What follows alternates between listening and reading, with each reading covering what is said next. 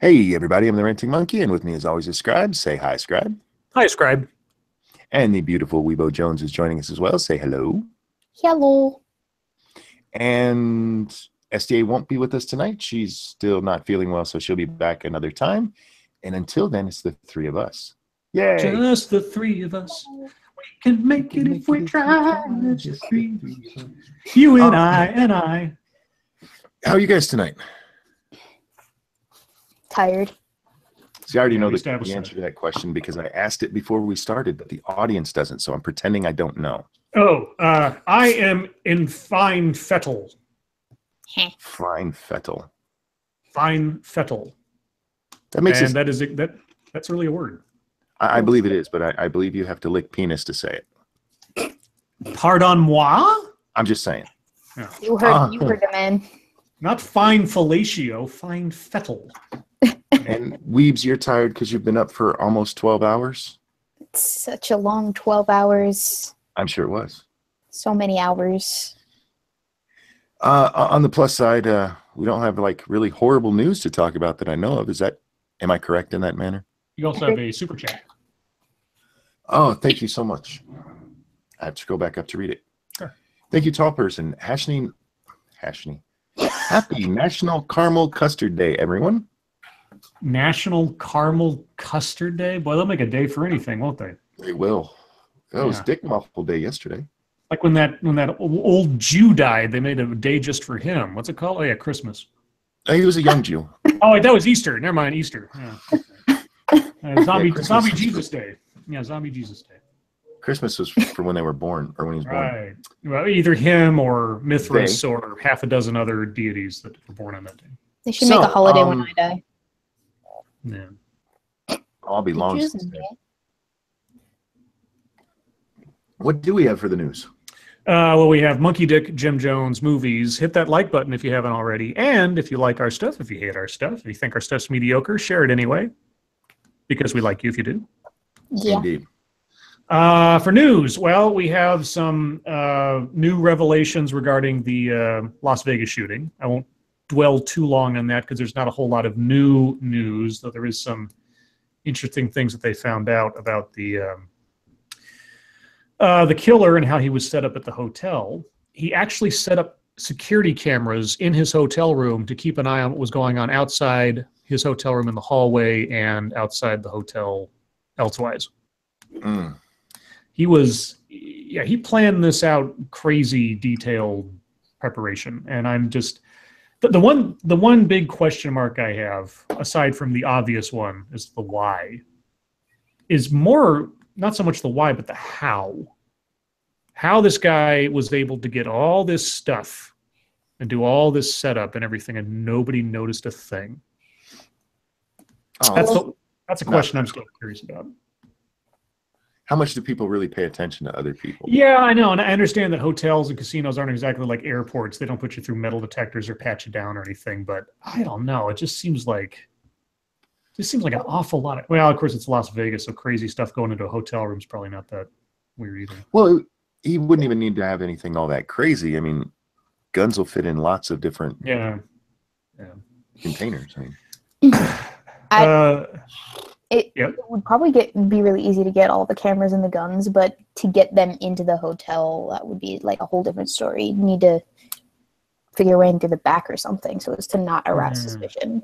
I don't know. Let's see. I'm sure they're looking over every piece of security footage they've got for the last 72 hours. Anyway, the CNN story goes like this.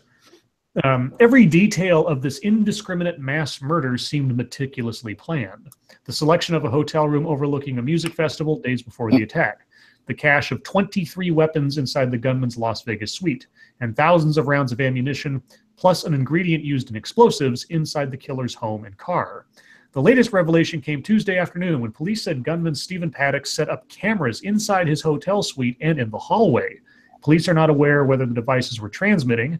The FBI is investigating their use, but the Clark County Sheriff told reporters he thinks the shooter might have used them to watch people approaching his room. No one knows why the shooter morphed from a retired accountant into the deadliest mass murder in modern U.S. history. And then they go over the events of the shooting and everything else. There's nothing new there, really. So Wait, this guy was an accountant? Yeah, he was an accountant. He had no criminal record. He wasn't on any law enforcement watch lists. He apparently was very successful. He gambled as a hobby. So he wasn't unfamiliar with Las Vegas in general. Yeah, there was nothing, and all his guns, so far as we know, were purchased legally. The only thing illegal about at least one of them was that it was modified to be fully automatic, which is illegal so far as I know. Outside of that, yeah, there was nothing about this guy that prior to 2 days ago said anything was wrong. So Kind of reminds me of the movie The Accountant, almost, just a little bit. yeah, except that guy was a hitman. You know, that was his job aside from being an accountant. So yeah, I just wanted to touch on that real quick, just on the off chance that there was anything really new there, but there isn't, aside from the whole he set up security cameras that may or may not have been functioning. So still a mystery as to the whys and wherefores, and maybe we will, and maybe we won't find out. So who knows?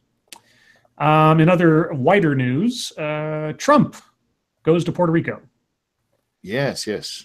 After nearly 2 weeks, I'm getting dyslexia. Nearly 2 weeks after Hurricane Maria pummeled the island of Puerto Rico, President Donald Trump touched down for the first time and immediately downplayed the devastation. Quote, "Every death is a horror," Trump began, before comparing Puerto Rico's official death toll of 16 to, quote, "a real catastrophe like Katrina," unquote, in which more than 1,800 people perished from the 2005 storm that ravaged New Orleans. Downplayed the devastation? Downplaying the devastation? How does that downplay the devastation? Is this CNN? Yeah, it's CNN. Oh, that's how. Who wrote this thing? It wasn't Chris Cillizza, was it? No, Sarah Murray and... Oh, well, Sarah Murray gets a link with her name, but Matthew Hoy doesn't. I don't know. Maybe it's a gender thing. Just hours earlier, Puerto Rico Governor Ricardo Rossello warned reporters that he expected the death toll to climb. After Trump departed, he announced the death toll had risen to 34. Trump's post-storm visit checked all the boxes. Oh, that sounds utilitarian. He was briefed by local and federal officials, toured a residential neighborhood to speak to locals about storm damage, and doled out emergency supplies at a church. He did it all while lauding the disaster relief response. Quote, "The job that has been done here really is nothing short of a miracle," Trump said. Earlier in the day, he offered his administration an A+ grade for its disaster relief efforts in Texas and Florida, adding that Puerto Rico was right up there with them. In his visit to Calvary Chapel, Trump applied his typical showmanship to the normally staid task of distributing emergency supplies. Quote, "I've never seen that before," he remarked as he held aloft canned meat. He lobbed rolls of paper towels into the crowd as if he were tossing out free T-shirts at a football game. I saw a video of that. It looked a little off.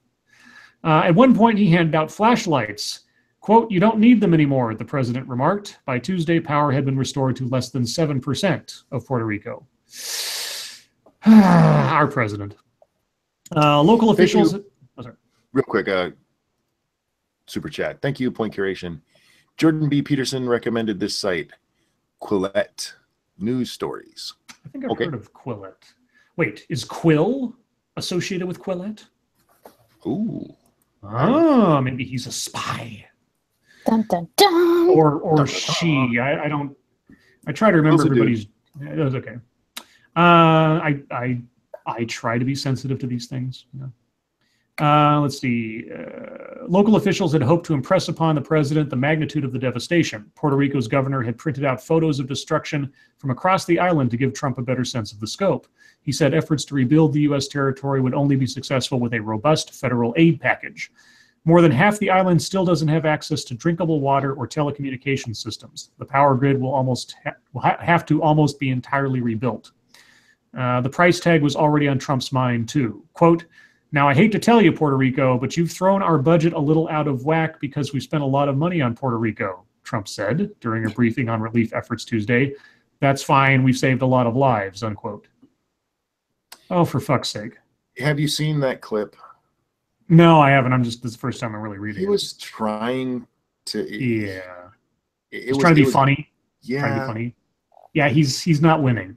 It was, I hate to tell you, he's no Charlie Sheen. He's not winning this one.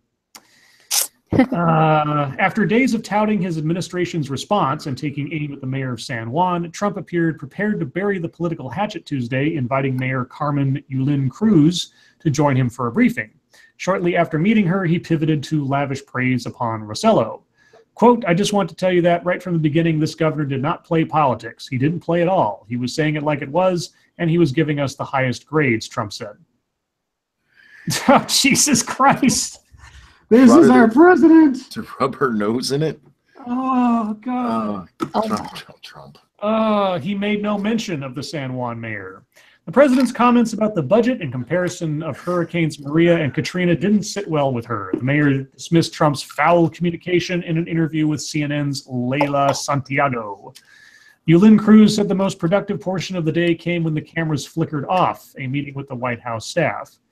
Quote, "I truly believe they finally saw the connection, or the disconnect, between what they were hearing on the one hand and what the reality of what was happening on the ground," Yulín Cruz said. All told, the president's visit to Puerto Rico lasted about 4.5 hours, less time than many Puerto Ricans have spent waiting in line for gas in recent days. So what, he should have just stayed there because they... There's a lot of reasons to criticize him. Yeah. But how long he stayed there, fuck you. Yeah, CNN, this is one of those instances where CNN is both right and wrong in how they're reporting this. Mm-hmm. Can't resist taking shots. Exactly. Yeah, exactly. They can't just say, this is what he said, blah. No, they have to add these little tweaks to it because CNN is no longer a news site. It is a Tumblr blog site. Yes. Good. More and more. Analogy. Yeah, it is more and more becoming a blog site. The articles are not articles. They're not journalistic pieces of writing. They are blogs. They are opinion pieces, disguised as articles. I mean, these guys, CNN is becoming, it's going to become more and more so over time, I'm sure, but it's effectively Fox News now, like what Fox News was back in the bad old days. But anyway, is there anything else on here worth talking about? Not really. That's pretty much it. Just Trump's visit and his interactions and stuff. Which, like I say, I will not deny Trump fucked the pooch on this one. Just about every time he opened his mouth. Yeah, he keeps trying to make jokes about it, and it's just not done. Stop it. You know how President Obama had the anger translator? I think that Trump needs a words translator or an etiquette translator. Yeah, there you go. You just need somebody there to smack him on the nose when he starts doing this. No. Yeah, and trying to take digs. I mean, for fuck's sake, like these backhanded insults against public officials down there who just got hit by a catastrophe. Come on. The calling her there for the press conference and then blasting her is fucked up. Yeah, that is so petty. Yeah, ignoring her and then praising the governor for not being her. Like, for fuck's sake. Not making it political. No chill. Anyway, so there's that. Now I have two. How'd you like two stories on companies sort of fucking up? Oh, I always love companies fucking up. All right, well, I'll give you the lesser of the two evils first, even though this is pretty bad. Every single Yahoo account was hacked. 3 billion in all. Oh. Beautiful. Now, did you think this happened today? No. Are you sitting down? I'm reading the article now. Are you sitting down? Thank you. Point. He should dedicate a golf trophy to her. Oh, yeah. He probably will. Yeah, it'll probably be the trophy for thanks for participating. Are you sitting down? An epic and historic data breach at Yahoo in August 2013 affected every single customer account that existed at the time, Yahoo parent company Verizon said on Tuesday. That's 3 billion accounts, including email, Tumblr, Fantasy, and Flickr, or 3 times as many as the company initially reported in 2016. Names, email addresses, and passwords, but not financial information, were breached, Yahoo said last year. The new disclosure comes 4 months after Verizon acquired Yahoo's core internet assets for $4.48 billion.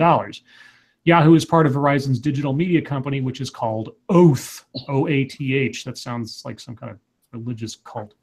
Verizon revised the number of breached accounts to 3 billion after receiving new information. Quote, the company recently obtained new intelligence and now believes, following an investigation with the assistance of outside forensics experts, that all Yahoo user accounts were affected by the August 2013 theft, Verizon said in a statement. Verizon would not provide any information about who the outside forensics experts are. Yahoo will send emails to the additional affected accounts, so all the rest. Following the hacking revelations last year, Yahoo required password changes and invalidated unencrypted security questions to protect user information.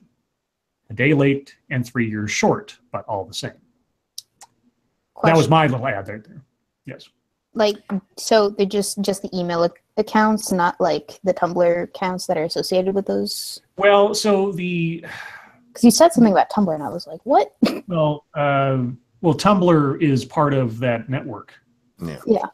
So the breach happened in 2013. They didn't announce that it had happened until last year. So 3 years had passed in which God knows who did what with what at that point. And then last year, Yahoo instituted a company-wide, or at least they initiated a program where all the known affected accounts were forced to change their passwords right then and there. But apparently they lowballed the effect of this hack for some reason. And now Verizon have found out, quote unquote, the truth and is saying it now. So now 4 years after the fact, with all those other accounts still having been, I guess, vulnerable this whole time or something. Yeah. So, Oh, darn. Thank you, Sanguine. The hackers just found out all kinds of weird shit people are into. Imagine how many dick pics they have now. You don't need to hack Tumblr to find that out. Just read Tumblr. You'll never find my Tumblr. All right. Now you want the most what the fuck biggest company story today? And Yes. this got buried. I didn't see this anywhere. But this is on Politico, so it's not a complete fake job here. IRS, the Internal Revenue Service, awards multi-million-dollar fraud prevention contract to fill in the blank. I'll give you a guess. Who do you think they gave a multi-million-dollar? Oh, by the way, a no-bid multi-million-dollar fraud prevention contract. Equifax. You are correct. Any of the other ones. The IRS will pay Equifax $7.25 million to verify taxpayer identities and help prevent fraud under a no-bid contract issued last week, even as lawmakers lashed the embattled company about a massive security breach that exposed personal information of at least 145.5 million Americans. A contract award for Equifax's data services was posted to the Federal Business Opportunities Database September 30th, the final day of the fiscal year.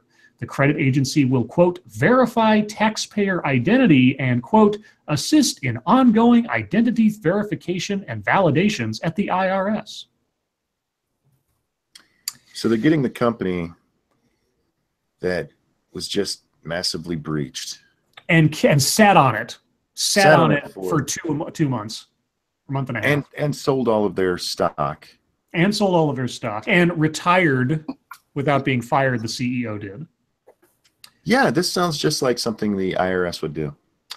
The notice describes the contract as a sole source order, meaning Equifax is the only company deemed capable of providing the service. You know what that's called? Monopoly. Yay. It says the order was issued to prevent a lapse in identity checks while officials resolve a dispute over a separate contract. Lawmakers on both sides of the aisle blasted the IRS decision, and as well they should. Quote, in the wake of one of the most massive data breaches in a decade, it's irresponsible for the IRS to turn over millions in taxpayer dollars to a company that has yet to offer a succinct answer on how at least 145 million Americans had personally identifiable information exposed, Senate Finance Chairman Orrin Hatch, Republican Utah, told Politico in a statement. The committee's ranking members, Senator Ron Wyden, Democrat of Oregon, piled on, quote, the Finance Committee will be looking into why Equifax was the only company to apply for and be rewarded with this. I will continue to take every measure possible to prevent taxpayer data from being compromised as this arrangement moves forward. Too late, Ron. Too late. And now the Equifax company is an agent of the IRS. Yay. What could possibly go wrong? What could possibly go wrong? God. Everything. I mean, it almost, God, you'd almost think that, like, gosh, now there's this major identity verification problem caused by Equifax, and now Equifax is being paid to fix it. Jesus, it almost sounds like there's I need some red yarn and a cork board. Yeah. Anyway, when I read this, so the first and only time I saw this today was Mr. Medicare tweeted it out. And his comment was something to the effect of, I must be on LSD reading this tweet. And after I read it, I don't disagree.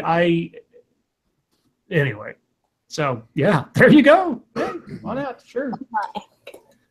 That's all the big news I had. Thankfully, fingers crossed, at least for today, we've had 24 hours without a major incident. We'll see how long that lasts. Yeah. Knock on wood. Shall we move on to MSS News, or do we have anything else you wanted to talk about? That's all. I'm good. We can move on. Okay.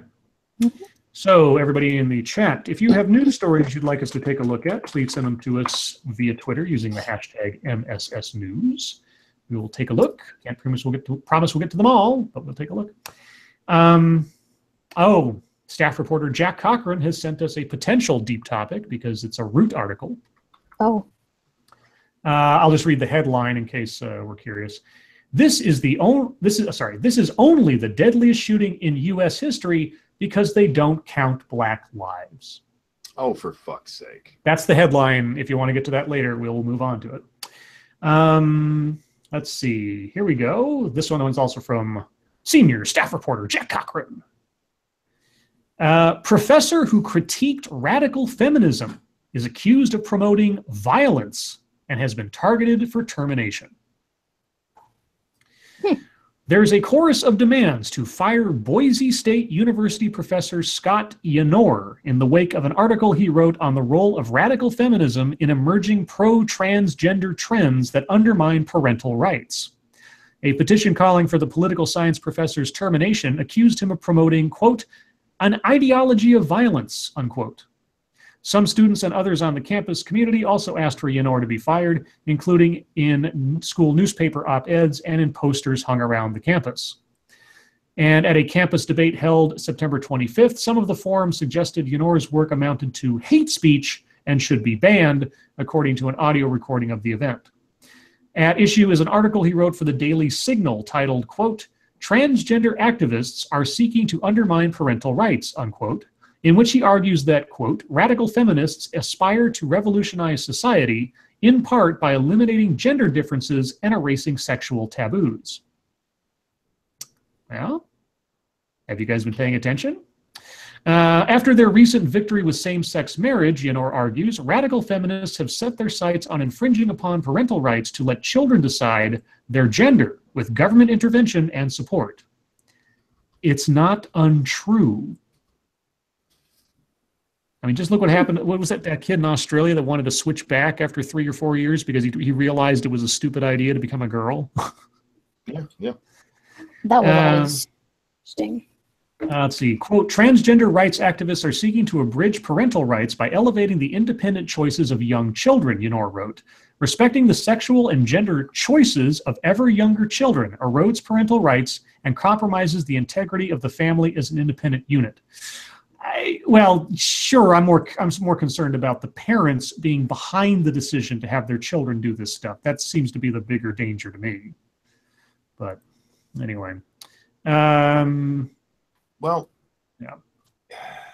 I see what you're saying there, but the two are kind of linked. Sure.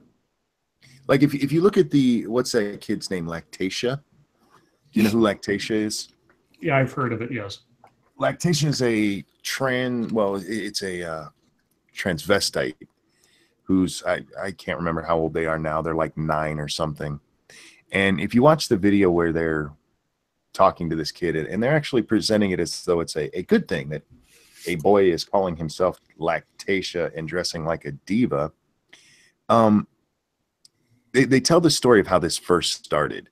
When he was very little, he put on a dress or something, and his mom made a really big deal about it. Mm-hmm. And oddly enough, it became something he liked. Mm-hmm. So it's a little bit. I blame the parents entirely. And if you think taking any kind of advice, or if you think letting children make their own decisions is a good idea, you're a moron. Yeah.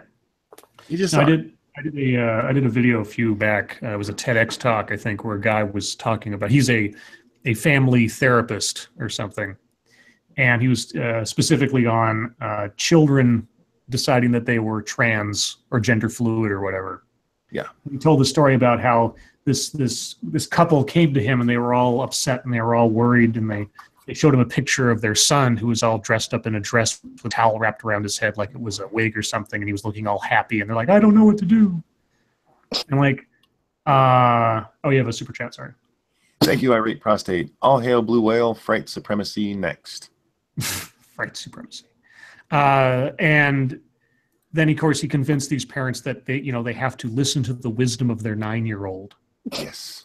And so, and by the end of the video, I'm kind of like, gosh, so if you have a child who does something and then you get scared enough about what they might be doing that you're going to have to, I mean, what child wouldn't love positive reinforcement for something from their parents? Yeah, no shit. If they do something that's absolutely nutballs just for silliness, and then they're told that it's a good thing, and not only is it a good thing, that they're proud of them for doing it, well, Doing it. yeah, carrot and stick. And then amazingly enough, they're going to be all for getting all transgender. They don't know any better. You're telling them that they... anyway. I could I go have a on. funny story about that. Uh-oh, did you wear pants as a kid? Did I wear pants as a kid? Of course. No, this is a story with my brother. Actually, I had him when he was like really little, and I was also really little because we're 2 years apart. He would do whatever I say. And so one day I told him to like put on my mom's wig and her makeup, and he borrowed one of my bikinis and stuffed it with tissue paper because I told him to do it. And he was walking around the house dressed up like a girl, and it was hilarious, and I laughed so hard. Does he know he's trans? No, he is like the most manly man to ever exist now. So He puts on a great act. yeah. Yeah. Secretly, he's wearing a bikini underneath his clothes now. Well, he's got big enough boobs to do that. Oh my God. He's not even here to defend himself. Oh, poor boy. Isn't that the best? People can't defend themselves. I love that part. Let's see. This one comes from New Fate 26. Mark Zuckerberg asks for forgiveness amid reports of Facebook's role in elections. Oh my God. Yeah, you took Russian money. You took Russian money, Mark. Jeez. Facebook CEO Mark Zuckerberg, in a Saturday evening post to the social media platform, asked for forgiveness, quote, that's quoted, amid the controversy surrounding the company over its political advertising. Quote, tonight concludes Yom Kippur, the holiest day of the year for Jews, when we reflect on the past year and ask forgiveness for our mistakes. For those I hurt this year, I ask forgiveness, and I will try to be better, Zuckerberg wrote in a Facebook post. For the ways my work was used to divide people rather than bring us together, I ask forgiveness, and I will work to do better, he wrote. May we all be better in the year ahead, and may you all be inscribed in the book of life. Inscribed. Inscribed. Yes. Thank you, Sanguine. He's pulling a J. Edgar now, Weebo. Talking about your brother. Yeah. He's got a feather boa somewhere in his closet. Sort of. I was just singing. Zuckerberg's an idiot.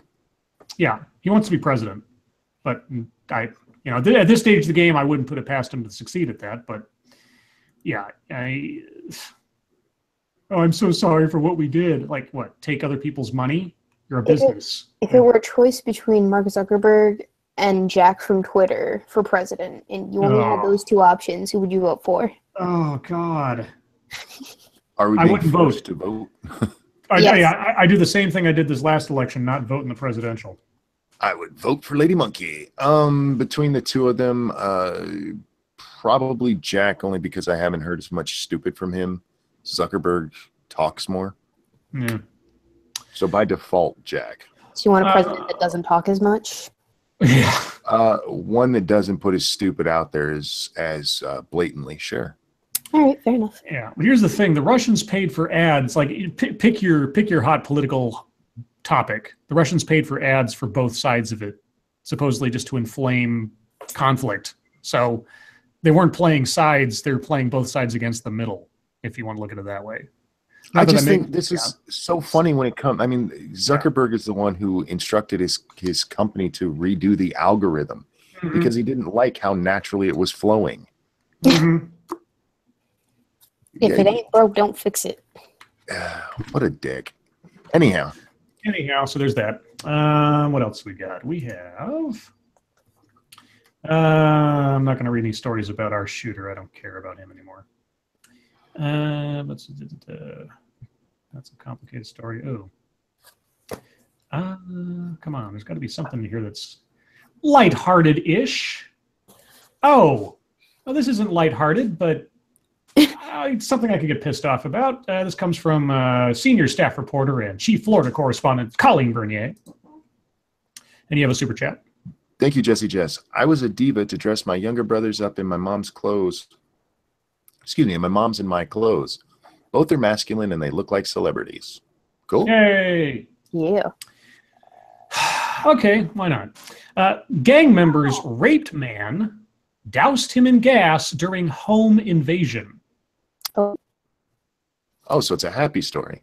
Yeah, and also it's a rainbow coalition because it's 2 black guys and a white guy who are the gang members. 3 suspected gang members pummeled 2 men, sexually assaulting one with a pipe threader. A what? A pipe threader. The fuck is that? It's a tool used to thread pipes, put threads on a pipe. It's a drill type thing. I'm looking it up right now. Before dousing them with gasoline. The trio, believed to be members of the brutal Heartless Felons street gang. Jesus Christ. Heart felons they are. Heartless Felons, yeah. I'm gonna skip to they catch these guys. Yeah. I hope very bad things happen to them. Yeah. The 3 suspects were later arrested after running through backyards, Okay. Yeah. Not that it makes it any better, but they just doused him with gas. They didn't actually light him on fire, right? Well, yes, thankfully, but good. That one guy. I mean, it's a small good thing, but at least they didn't. I mean, yeah. The thinnest of silver linings, as I like to say. This one was funny, and I retweeted this because I really hope it does happen. I need a super chat? No, sorry, something else. George Foreman challenges Steven Seagal to 10-round fight. Former heavyweight champion George Foreman has challenged big screen tough guy Steven Seagal to a real-life fight. The 68-year-old Foreman posted a picture of the 65-year-old Seagal on Twitter on Monday, writing, "I challenge you, one-on-one. I use boxing. You can use whatever. 10 rounds in Vegas." When fans asked Foreman on Twitter why he wanted to fight Seagal, Foreman replied that the martial artist really can fight and is big enough to defend himself. Foreman first won the heavyweight title in 1973 and again in 1994. Seagal made headlines last week for saying that NFL players kneeling during the national anthem were a joke and an outrage. A representative for Seagal told the Associated Press on Tuesday that the star didn't want to comment on Foreman's offer. "I say do it and give all the proceeds to the victims' families in Vegas." That's what I would do. Yeah, I love George Foreman. I really do. He was an asshole back when he fought Ali, and yep. I'm glad Ali beat his ass. Mm-hmm. But when he made his comeback, he seemed like to be a truly more humbled man, as humbled as a man who's named all 8 of his children after him. Yes, exactly. Yeah, there's that too. But him knocking out Michael Moore is one of my favorite fight moments ever, because it was just so beautiful. It was amazing. I mean, to become the heavyweight champion at his age at that point in time, I was just watching a compilation of like the greatest boxing hits ever, and that one came up later in the video, and I was just reminded about it because I remember when it happened back in '94. I was like, holy shit, George Foreman, and then he went on to do like grills, George Foreman grills. The Foreman grill. And I love my Foreman grill too. You got a super chat. Sweeper Steven, thank you so. Sweeper Steven, thank you so much. Just stopping in to show some love before I start heading into work. Have a good night at work, bud. I hope it passes fast. Now, I'm sorry. What did you say? I cut you off there. I said I wish I had a grill, but I live in a dorm, so I don't have anywhere to grill. Well, the Foreman grill is really small. It fits right on the counter. You don't have a grill? You want some gold teeth or something? No, I have perfect teeth. I don't need a grill. Oh. You do have nice teeth. Mm-hmm. My dentist says I have an A+ smile. Oh. He wants to date you. All of the rest of my relatives have B smiles. B smiles. Mm-hmm. Let's see. Oh, here's some uplifting news, I suppose. This comes from Sarah Plyer. Scientists foresee fixes even for complicated forms of blindness. Cool. Retinal problems may yield to advances in regeneration, gene editing, transplantation, and bionic eyes.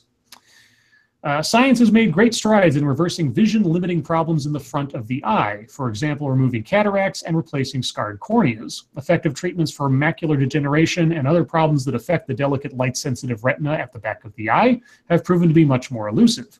But things may be looking up for the tens of millions of people around the world who suffer from retinal problems. Scientists are exploring new approaches to limit vision loss and even restore vision in these individuals, making use of advances in engineering, neuroscience, and genetics. I want Geordie LaForge's little band around my eyes. So do I. I was so pissed off when they got rid of that in the movies. Yeah, I gave him bionic eyes and whatever. Fuck that. The latest results suggest that retinal blindness may become a much more treatable condition sooner than anyone had imagined. Quote, given the relatively fast pace of clinical research, it is quite possible that within our lifetime, treatments will become readily available to patients as common cures. Dr. Stephen Sang, a Columbia University ophthalmologist, said in a reference to stem cell research in particular. Though the techniques may sound futuristic, the research is already starting to pay off. Bionic devices are now restoring partial vision to people who have lived for years without it. I've seen some videos of people who have had that done. Like they see for the first time on like YouTube or whatever, or they see like little shapes and things. And just like, you just see them like, it's like those videos of people hearing for the first time. All of those are awesome. Or those guys that are handed the glasses that correct for color blindness.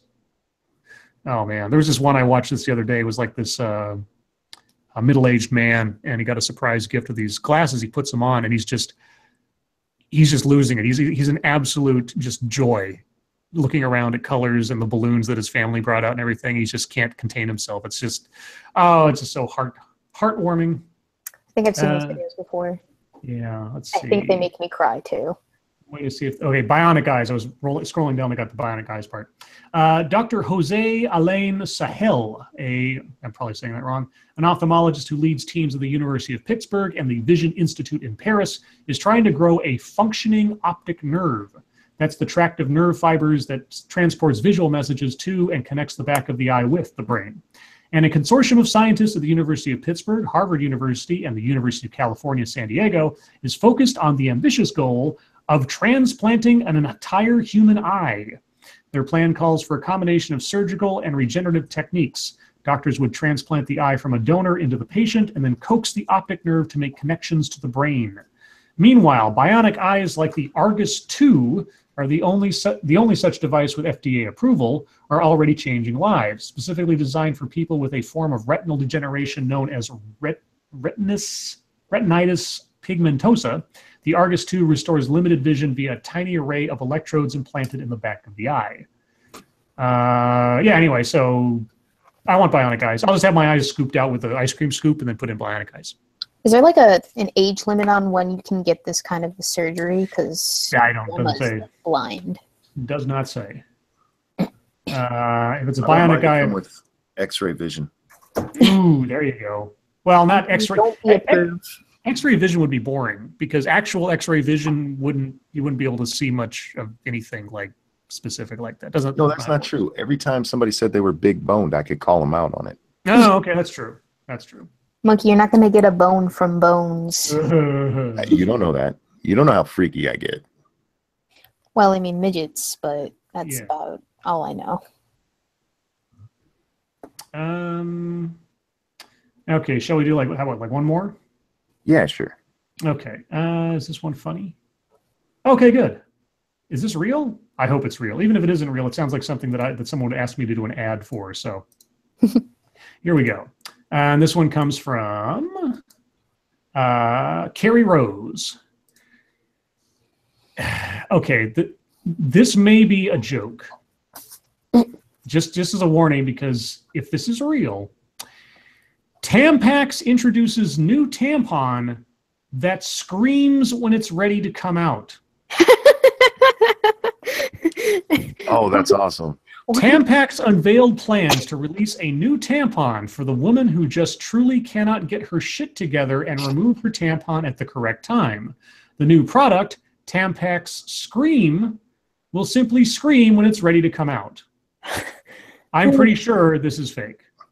Let me out. If it's not, that'd be fantastic. For many years, this is a quote now apparently, for many years, women have complained that our tampons lead to leakage when left in for hours or days past the recommended usage, said a spokesperson for the brand. Ew. For days.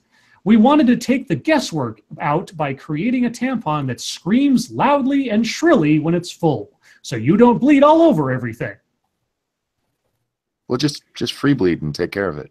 There you go. Sorry, go ahead. Any woman who leaves their tampon in for a few days because they forget is not having a fun sex life. And they deserve whatever they get for doing that. Yeah. Wait. They're not having a fun sex life. Well, because think about it. If you forget your tampon is in, that means that you're not going down there to check, or no one's going down there to check. That means I'm you're just gonna sit there. We just learned something about Weebo here, guys. What? Nothing. What did you just learn about me? Tampax users are already excited to try out the new product that shrieks loudly from inside your vagina to alert you that it's full of your menstrual blood and ready to be removed. This has to be a joke. Quote, even when I know I have a really heavy flow, I often tempt fate by leaving in my tampon for an extra hour or 3. I'm not sure why, said one woman eagerly awaiting the new tampon's release. I guess if my vagina was screaming, I'd have no choice but to get up and change my tampon so I won't bleed all over my office chair again. Colleen, yeah, I'm sure we all know this is fake. Yes. The new tampons will come in a variety with a variety of options, including applicator design and length and timbre of scream. Users can choose between high-pitched scream, guttural sob, or woman saying, "Oh my God, no." Oh, I just learned something new about me now too, based on what the chat is saying. Yeah. Anyway, I think I'm done with this one. It's funny, but it's not real. Well, there is also the problem of toxic shock made a comeback recently. I don't know if you guys paid attention to that. Oh yeah. Oh, I love that band. Yeah. And in all seriousness, maybe some people need the screaming tampon. That's all I'm saying. Actually, if you want a talking vagina movie, there's one called Chatterbox, if you can find a copy of it. I'm a teeth kind of guy. No. There's at least 2 movies. I think one's French and one was like an American takeoff on it, where the character's vagina is its own character that talks to them. Well, they have that in that new Netflix show. There's Yeah, an that entire cartoon. musical dedicated to talking genitals.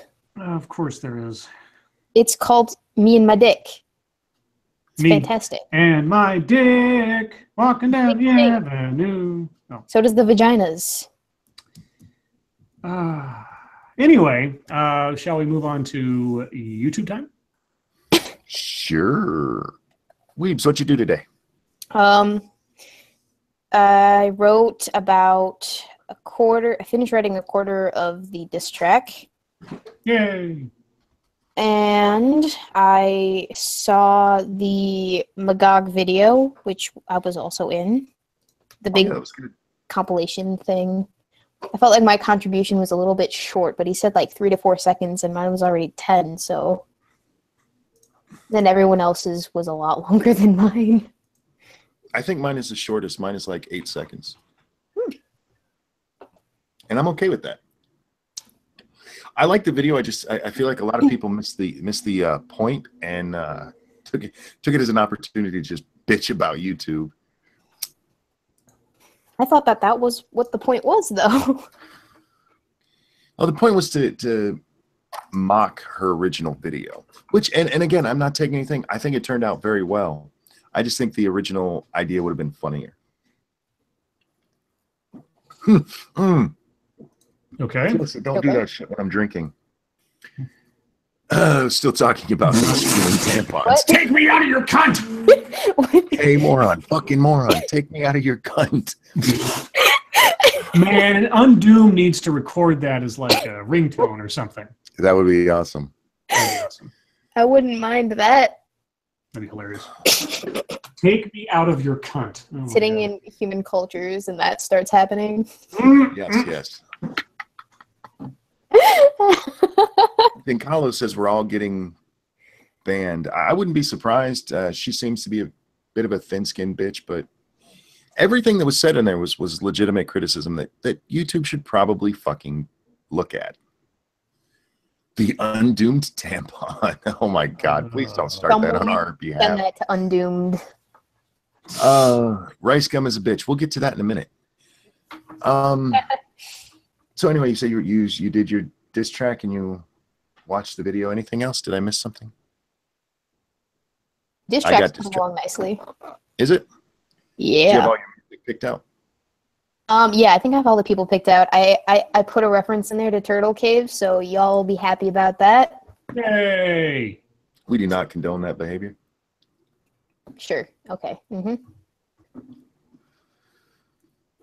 Scribbles, what would you do?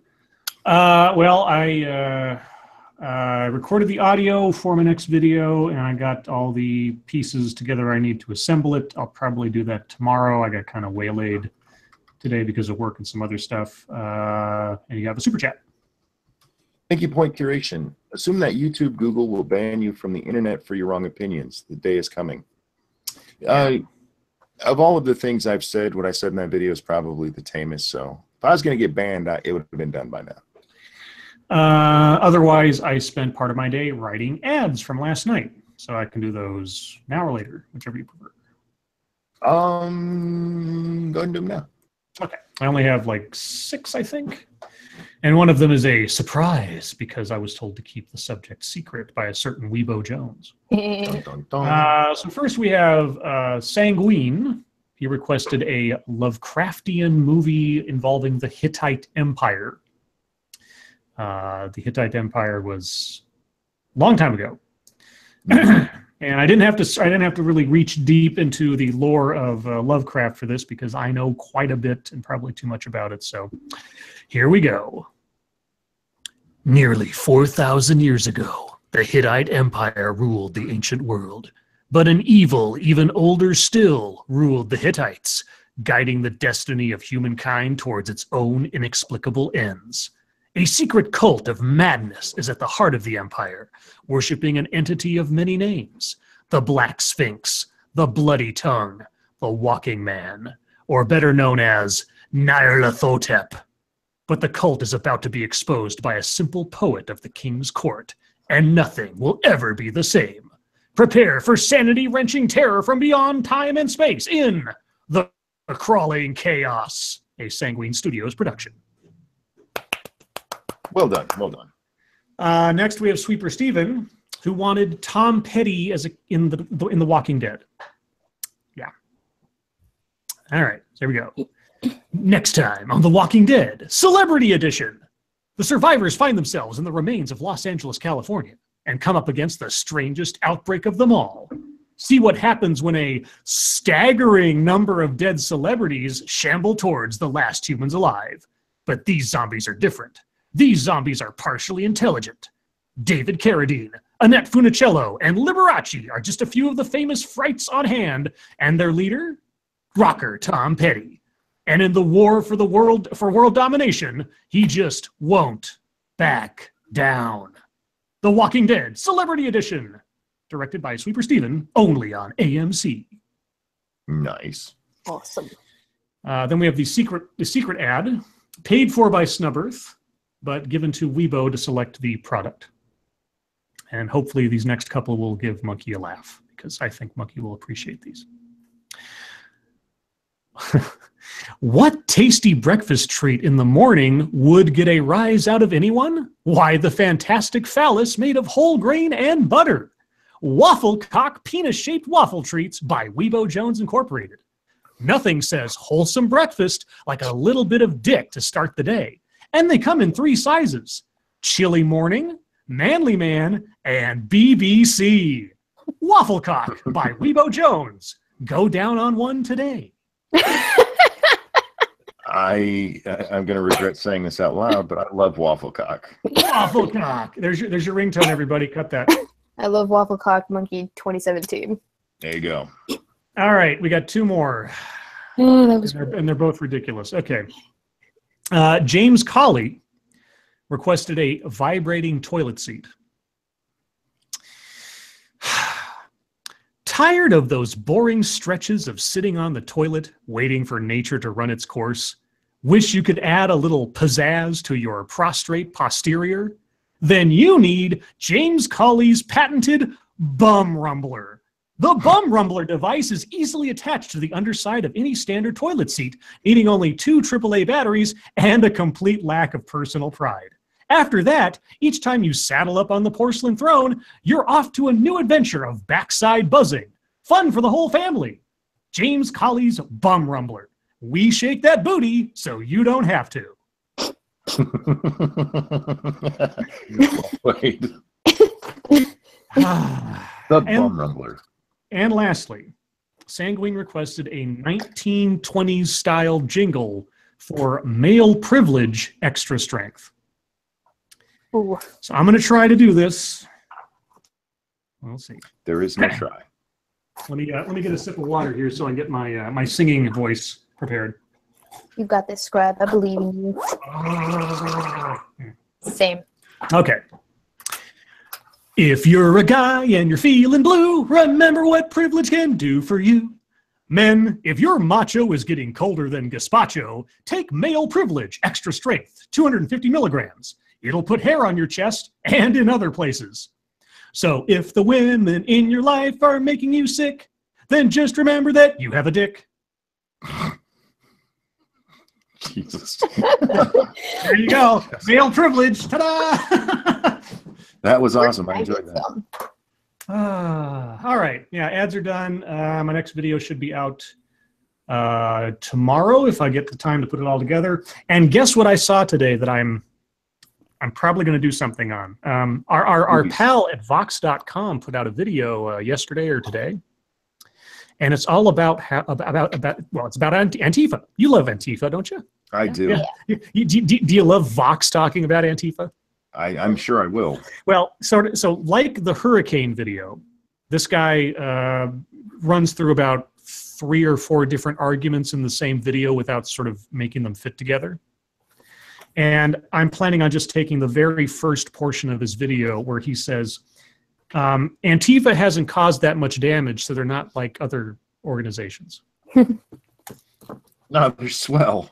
Yeah, they're great. He puts it much more ridiculously than I just did, but I'm planning on taking just that first segment and just sticking to that for a couple minutes. So I'll deal with that tomorrow. Anyway, that's me. I suppose it's my turn. Yes. Let's see. What did I do? We talked about the story yesterday with Haley Getman, by whatever the fuck her name is, who got fired from CBS Yes. for her comments about how she had no sympathy for those Republican gun toters, you know, that she knows were Republicans because they were listening to country music. She has since come out actually and apologized for her words. But as much as I talk about free speech, I thought it was probably a good idea for me to explain to the audience why I don't have a problem with her being fired. So I made a response video to Mundane Matt. I still like Mundane Matt's video. I understand where he's coming from.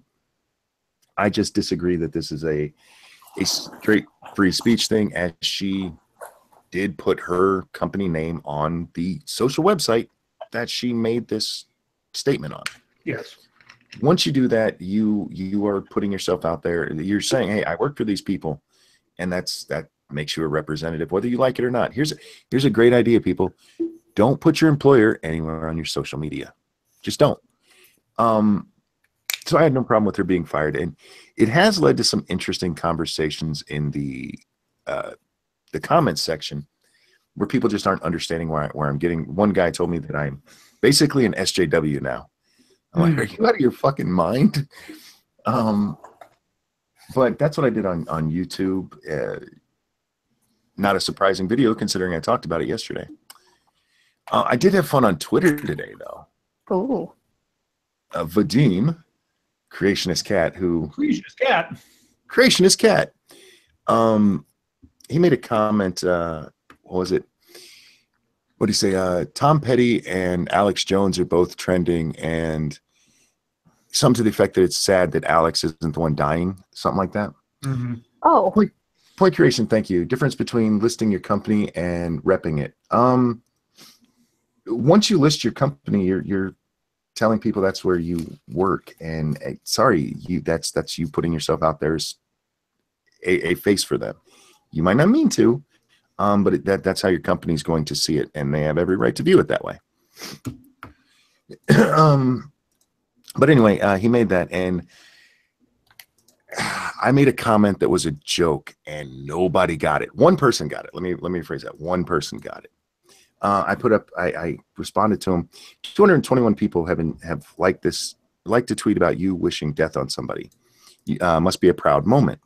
Now, the reason this is a joke is because Vadim is one of the people who lost his shit over the V stream about Ivy. Mm-hmm. Back then, you're not allowed to make any jokes about dead. No, dead jokes are not good. No. And none of his followers got that. So I've had a bit of fun explaining that to them. It's amused me. But one of the people who jumped in there is Loudmouth Reviews. This little prick is. At this point, I should charge him rent for riding my dick. Wow. Okay. He is all over it. My comments, he follows me around videos. He follows me on Twitter and just comments nasty, stupid shit all the time. Dang. Yeah. It's fun for me, but it's getting a little old. Dude. But he's one of these people. The first interaction I ever had with this idiot, he was mad that I hadn't blasted Sargon, and because I'm just a Sargon fanboy. Over what? I believe at that time it was for not being skeptical enough. Oh, okay. Trademark. Yeah. So I had a lot of fun. I enjoy that. Excuse me. I enjoy that kind of stuff. I know it's childish, but getting to insult people without them really understanding I'm doing it is a lot of fun for me. Yes, I realize that makes me a child. I do the same exact thing. It's just funny. It is how pissed off they got. The one that actually, what did he say to me? Keep backpedaling, faggot. I'm like, ooh, spicy. That's what I did on the internet today. The other thing I did was I watched the iDubbbz video on Rice Gum. Oh, that was gorgeous. Oh, that was brutal. You know, I actually didn't enjoy the content cop part of it as much. Usually those are a lot funnier.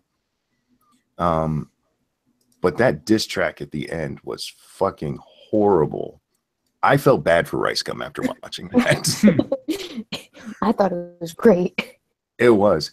Rice Gum has come out with a video saying that he will respond in a couple of days. He just needs time. And if you go read the comments on it, it's funny as hell because everybody's like, dude, just take the loss. Let it go. Don't do this. You know he's not going to. No, he's not, because his ego is not going to allow him to just walk away from it. But I did enjoy that. That was funny. The other Twitter or YouTube drama I saw today, Tanya Mojo, whatever the fuck her name is, yeah. Oh yeah, I heard about this. Yeah, Phil DeFranco covered it. Apparently several people did it. I didn't catch anyone doing it, but Sorry. Donald Trump made a comment saying that what happened in Las Vegas was a miracle. Right. And what he was talking about was the response. Yes.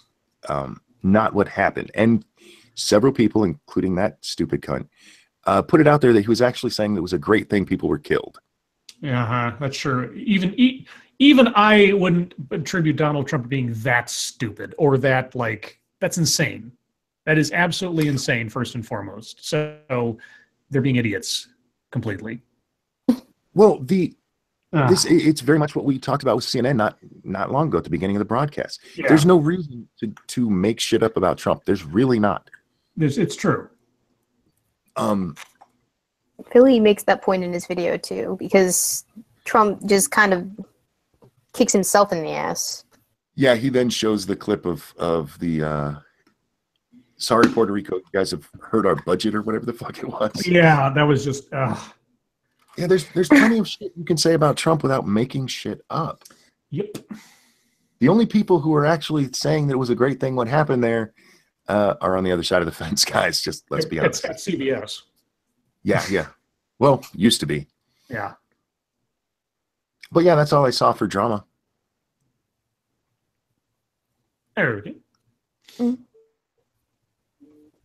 So that girl wearing glasses says the only thing though is iDubbbz gave Rice Gum exactly what he wanted, so I don't know. No, that's not what Rice Gum wanted. Right? Rice Gum did not want to lose 10,000 viewers in a day or subs in a day. That's what happened. Last I saw, he was closing in on I think 12,000 subs gone. Thank you, Sam Now I gotta Green. check this out. Thank you, Sam Green. But you have to go for the least charitable and most demonizing read of Trump, or you're a Nazi, guys. True story. yeah, no kidding.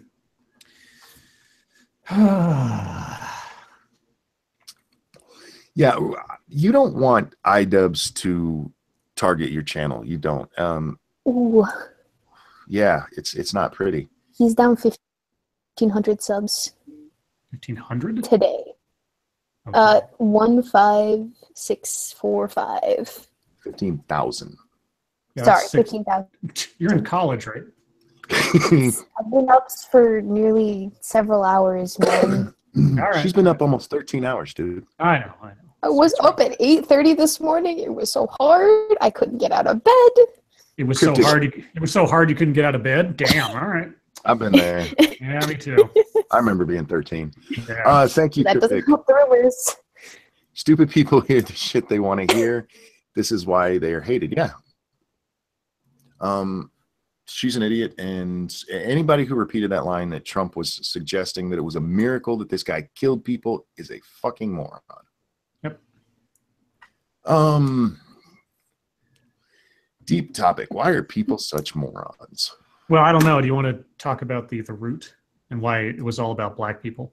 Oh, please give me some root. I can use that today. Oh, Monkey, I will give you some root. All right. Should I leave you two alone, then? Yes. Gonna get personal. That girl wearing glasses says Rice Gum asked for a content cop a year ago when he was trying to be a badass. Yeah, you're right. He asked for it. That what he got was not what he was asking for. All right. So our lovely friends at the Root, specifically Michael Harriot, who's I think it's Michael Harriot more often than not that ends up being the author of the deep topics we take a look at. He's also the guy that wrote that article that said something to the effect of answering questions of people like, wouldn't you guys be offended if people wrote stories about black people like you write about white people? He's like, no. He's like, no, we wouldn't. I'm like, yeah, whatever. Anyway, this is the headline. Las Vegas is only the deadliest shooting in U.S. history because they don't count black lives. Oh. News reporters and anchors have repeatedly referred to the recent tragedy in Las Vegas as, quote, the worst mass shooting in U.S. history, unquote. Like all things that are constantly repeated, the proclamation has become fact. In 2013, a report by the Congressional Research Service defined a public mass shooting this way. Quote, incidents occurring in relatively public spaces involving 4 or more deaths, not including the shooters, and gunmen who select victims somewhat indiscriminately. The violence in these cases is not a means to an end, such as a robbery or terrorism, unquote. So according to that broad definition, we wondered, is 64-year-old Stephen Paddock the worst mass shooter in the long history of America? Does the Las Vegas incident qualify as the deadliest mass shooting incident? Only if you don't count black people. Dun, dun, dun. On Monday, the Route 100 honoree, I guess that was there's an award show from the Route, and data scientist Samuel Sinyangwe tweeted this. Quote, Las Vegas shooting isn't deadliest mass shooting in U.S. history. The deadliest mass shootings were acts of white supremacist terrorism. Okay. He is right. The nearsightedness of America's historical vision is not only hyperbolic, but that vision often has a blind spot when it comes to people of color. There are let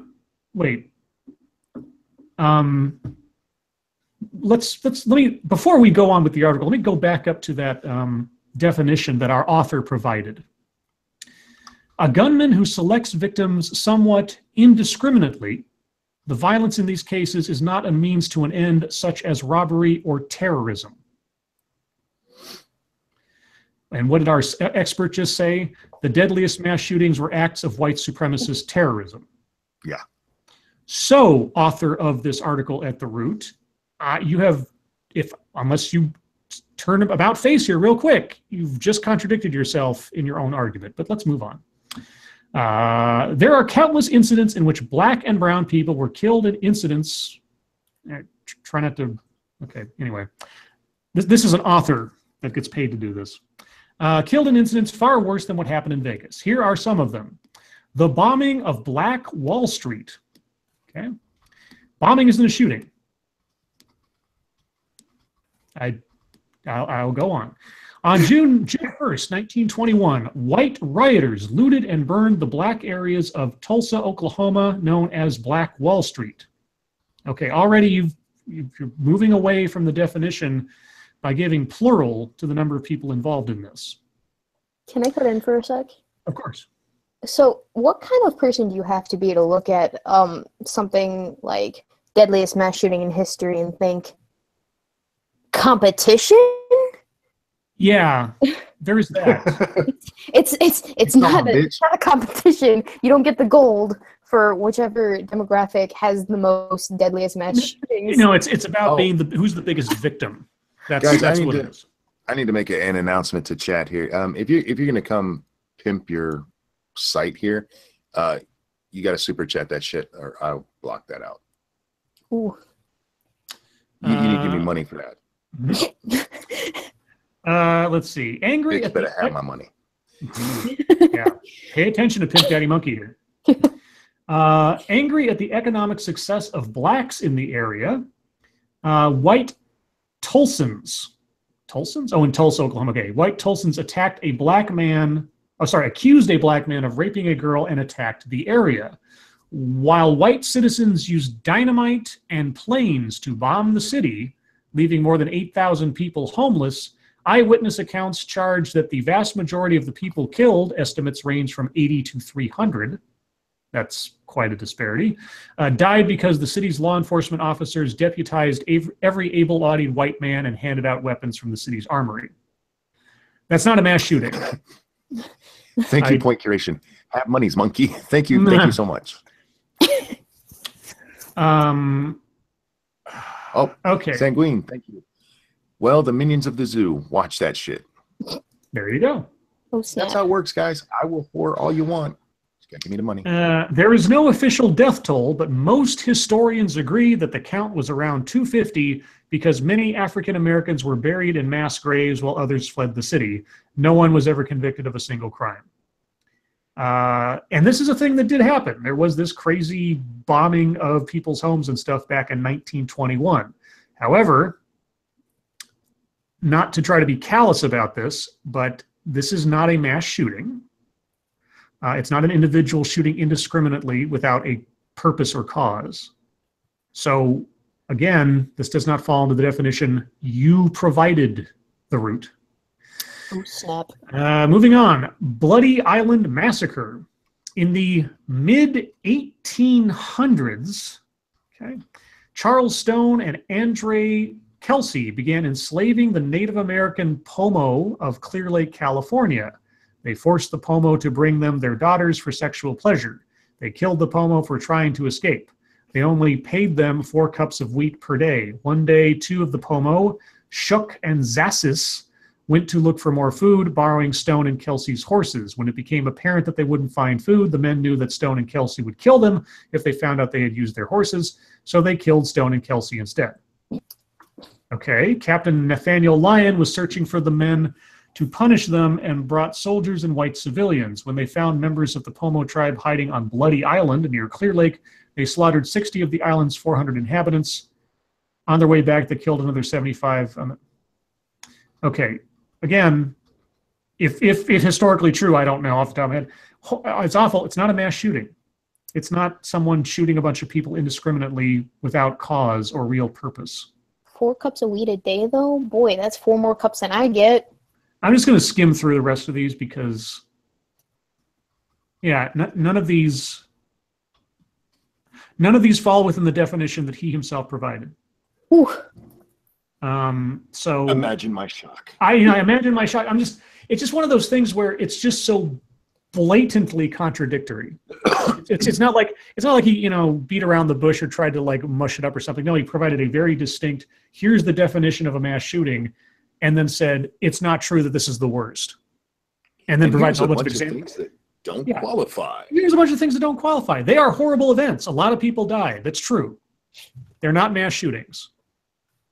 I made the mistake when I did my little soapbox yesterday. It was an unintentional mistake, but I rephrased the mass shooting to say it was a mass killing. It was like, or mass murder, that kind of thing. And the worst mass killing, mass murder in American history. 9/11 is the worst mass murder in American history at any one time. But I meant to say mass shooting. But anyway. But again, we're comparing horrible things to horrible things. They're all horrible. It's just anyway. Matt Brown asked, "What is the root?" Well, Matt, the root is a propaganda machine.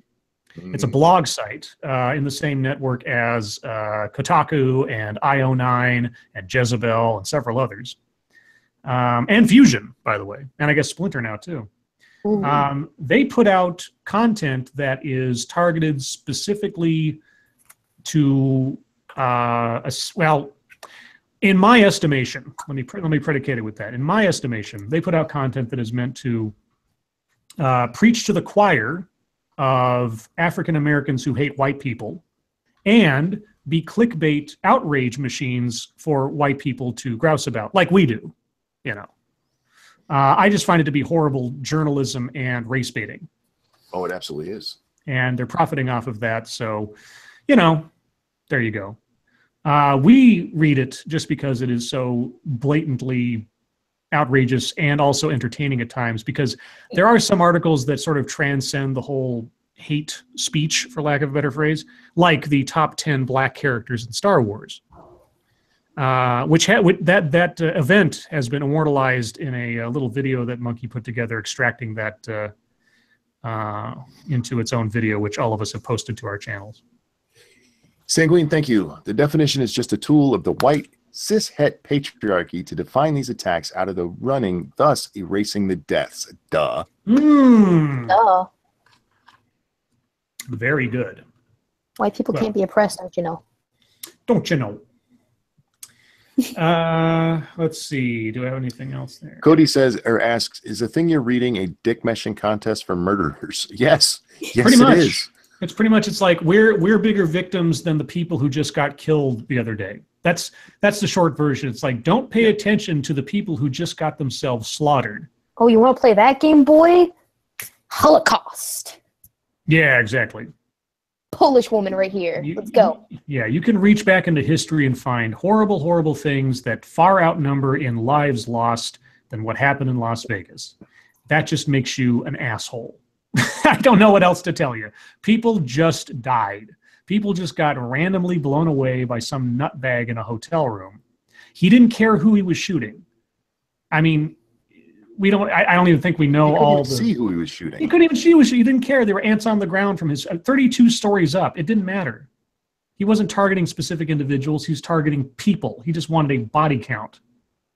And before the bodies are even cold, before the bodies can be buried, people like the Root are trying to play who's got it worse after this. When it's just, I mean, you want to talk about the disgusting nature of trying to politicize this within 4 hours of it happening, like Hillary Clinton did. This kind of bullshit is almost, if not more so, worse than that. So anyway, that's the Root. That's the quality of the Root. Yeah, I hate the Root. They're funny to me, but they're absolutely retarded, and they're getting worse. They're getting worse. Seems to be. I did see Ian Miles Chong not long before we went to air. I saw that he has tweeted out about the Root and how horrible they are. Mm-hmm. I think in relation to the article you were just talking about. Well, it could be, because this is almost. I think this is a new low even for the Root. I'm trying to think of something worse than this, but playing off of like people who just died and like saying, well, we have it worse. It's just, well, I saw this after the Pulse shooting too. And so many, a Wounded Knee was the worst shooting. Okay. Oh, right. Yeah. No, that's not the same thing. As fucked up as Wounded Knee is, it's not the same as just some random dude pulling out a gun and mowing people down.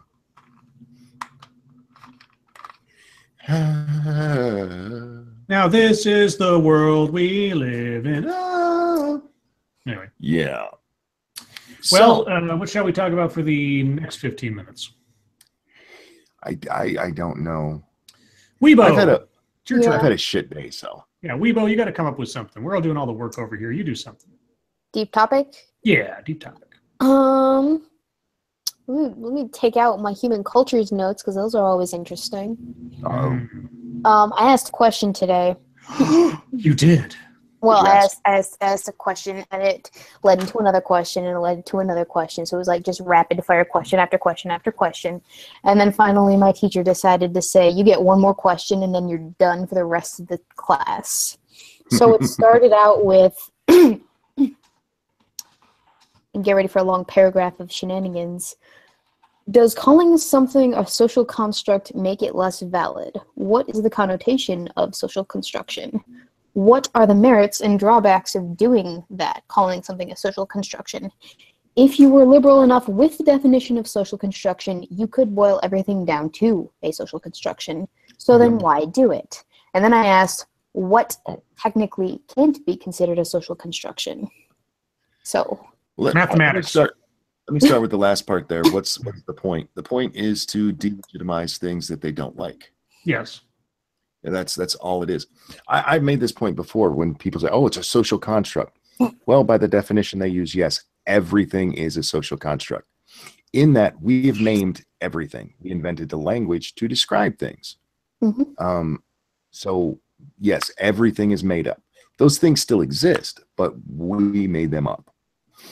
When people throw out the social construct line, that's when I know I'm dealing with an idiot. Social construction is just a fancy term for imagination.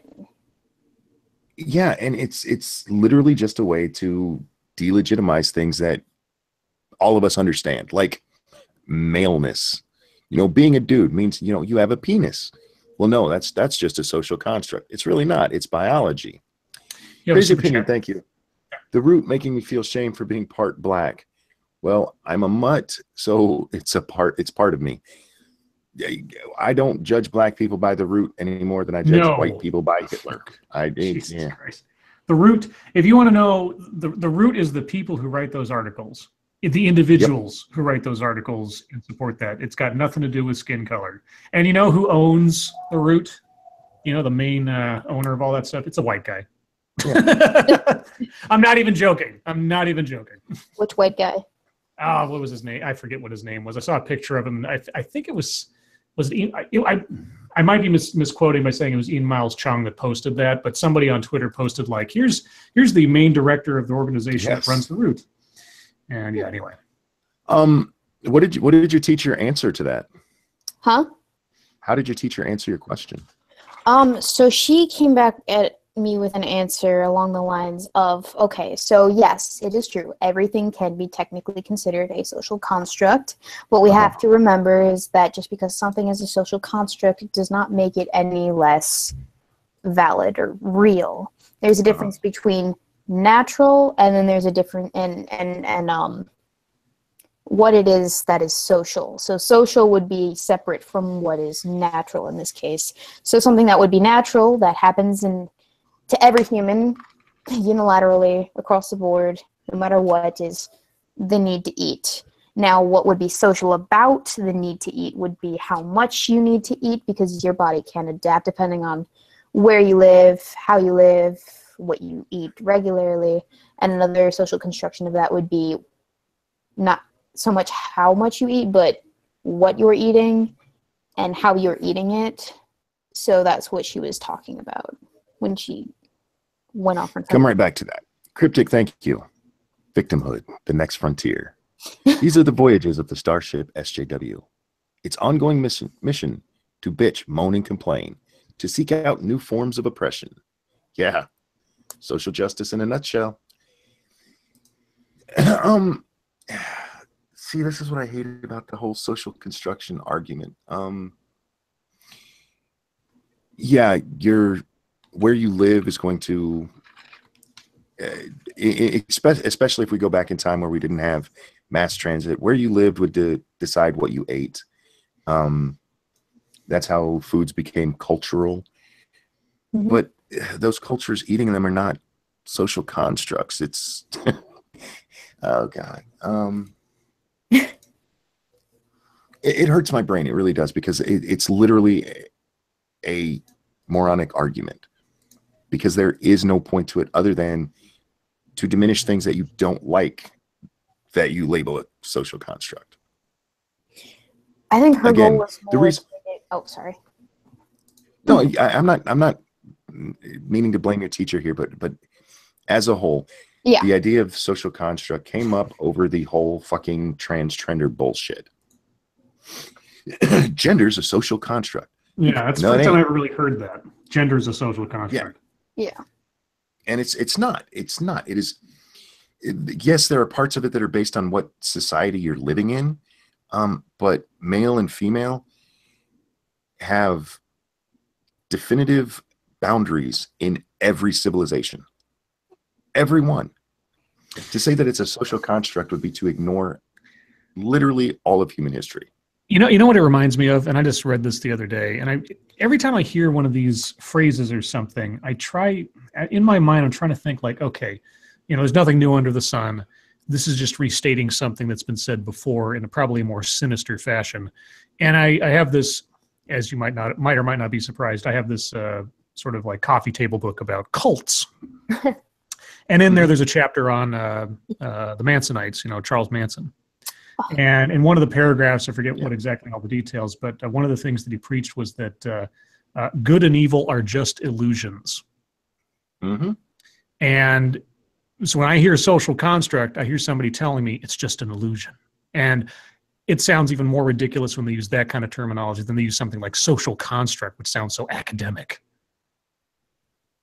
I'm tired of academics in general. If I hear the word fallacy one more time, I'm just going to start.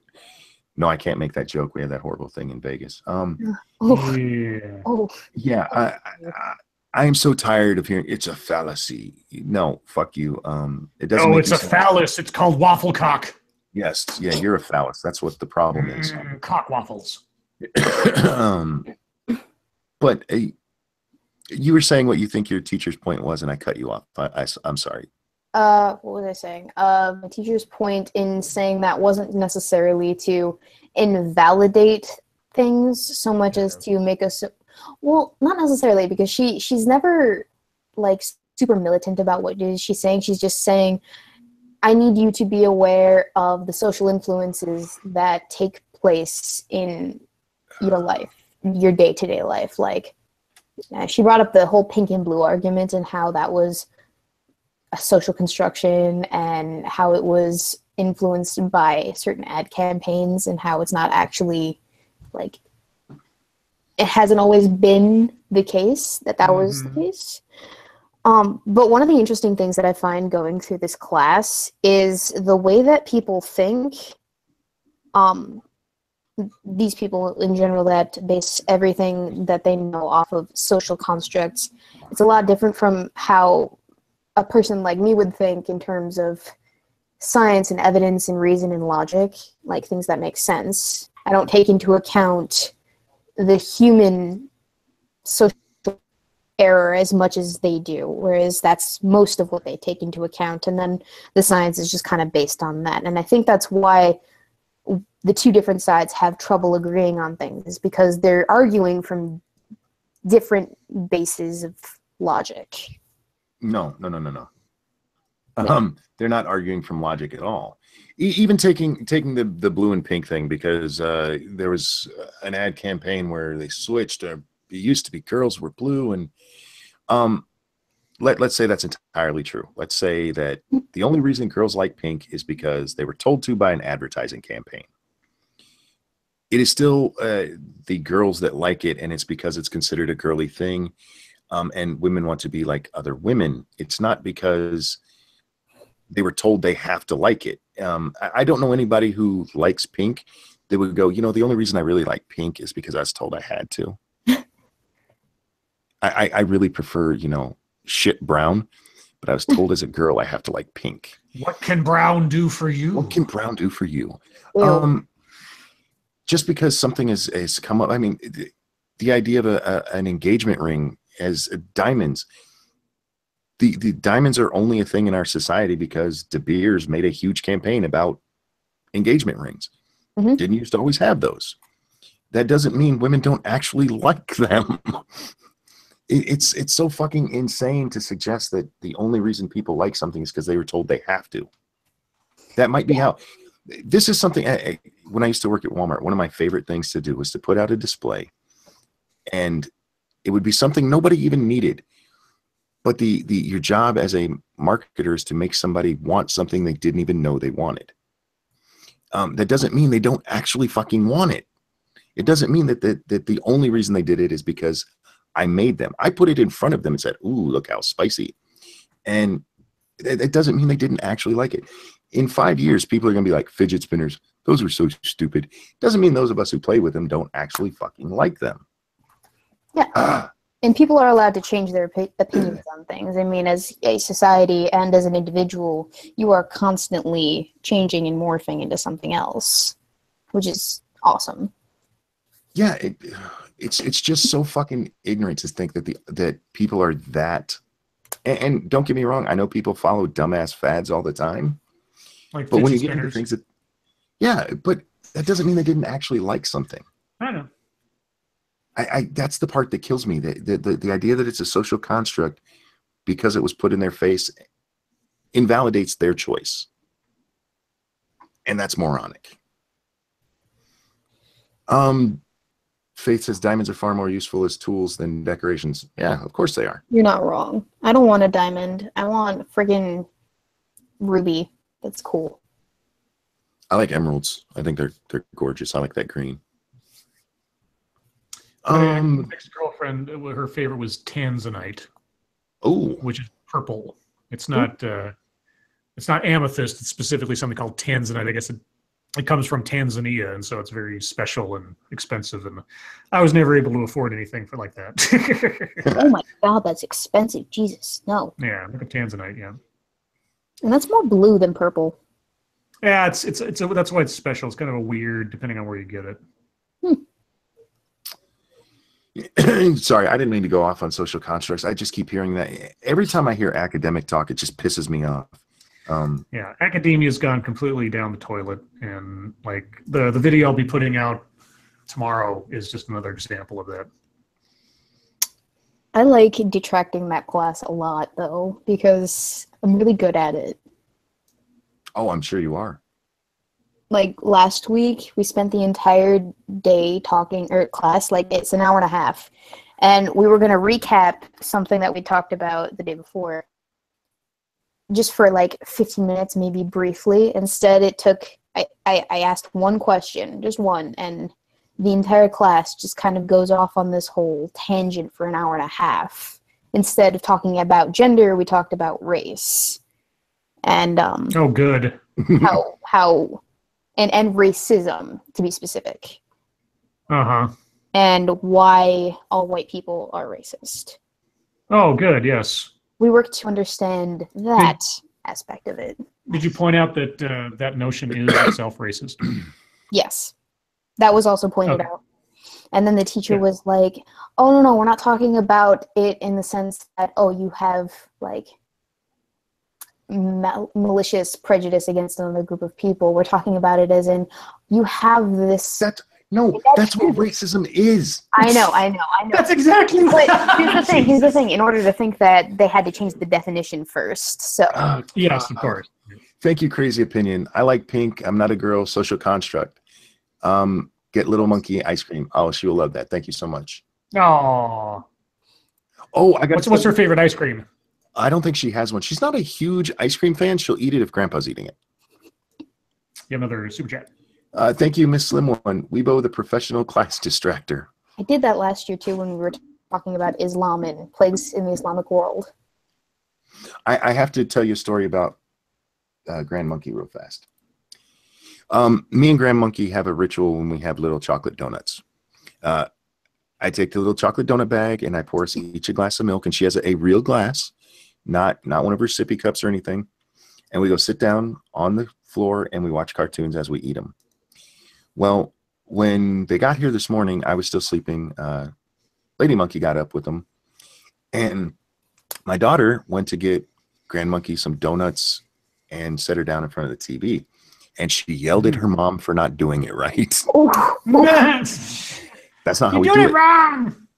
And then she told her, so she set it up how she was told to, and then she didn't get her a glass of milk because she's afraid she'd spill it. And Grand Monkey looks at her and goes, I get milk in a cup. And so just giving her mom a bunch of shit because she's not doing it how Grandpa does it. That's my girl. Oh, Go got monkey. her trained. Anyway, guys, it is question time. Questions, comments, concerns, silly things. If you have a wonderful euphemism for genital, I'd love to hear that as well. Hit the chat now. So I'm curious about your professor and what class is this that you're taking that you're learning all white people are racist? This is an anthropology class.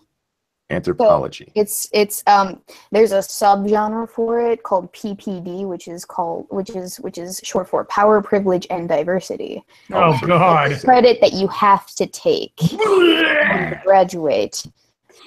Actually, someone mentioned something about, are these future psychologists and is this a psych course? I've actually never had like a horrible experience in a psychology course, and psychology is one of my majors, so I have to take a whole bunch of them. They're mostly scientific study related and very well put together and just not non-tangential and very strict and to the point, whereas this anthropology class that's in the PPD area, This is anthropology. crazy. Huh? It's not. This is not anthropology. This is brainwashing. Yeah. Oh, God I want to damn. take human origins next, basically because we get to work with like dead bodies and stuff.